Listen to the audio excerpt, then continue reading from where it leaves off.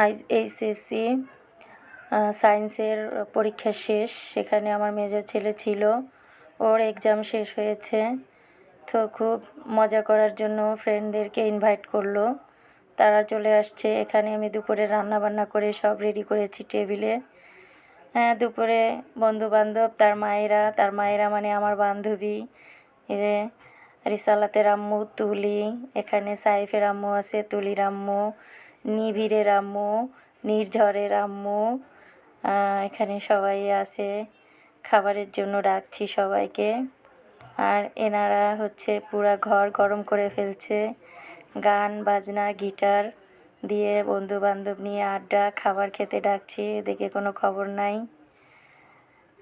তারা খুব আনন্দে আছে খাবার না খেয়ে দুপুরের সময়। তো এই তো সারাদিনের আনন্দ আড্ডা, ভালো লাগে। সারাদিনের কাজ করেও ক্লান্তি হয় না যখন দেখি সবার হাসি মুখটা, তখনই খুব ভালো লাগে। তো ডাকতে ডাকতে বাচ্চারা এসে পড়লো টেবিলে, খুব মজা করে খাইতেছে, বলতেছে আন্টির খাবার খুব মজা হয়েছে।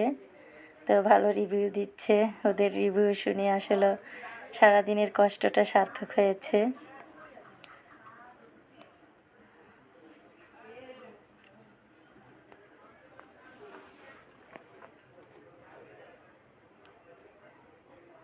এখানে আমরা সব বান্ধবীরা একসঙ্গে খেতে বসেছি।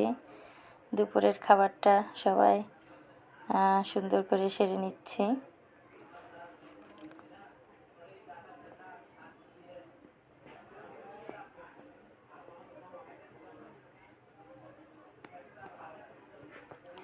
বিকাল হয়ে গেল, আড্ডা দিতে দিতে চুলাতে চা বসিয়েছি আর একটা পুডিং বসিয়েছি। বাচ্চাদের খুবই পছন্দের এই পুডিংটা, খেতে সবাই বলতেছে দারুণ হবে। তো এখানে স্ন্যাক্স আইটেম হচ্ছে, মিষ্টি আইটেম হচ্ছে, সবাই চলে আসছে, ডেকে নিচ্ছি সবাইকে একসঙ্গে। সবাই এখানে বসে হাতে হাতে নাস্তাটা সেরে নিব।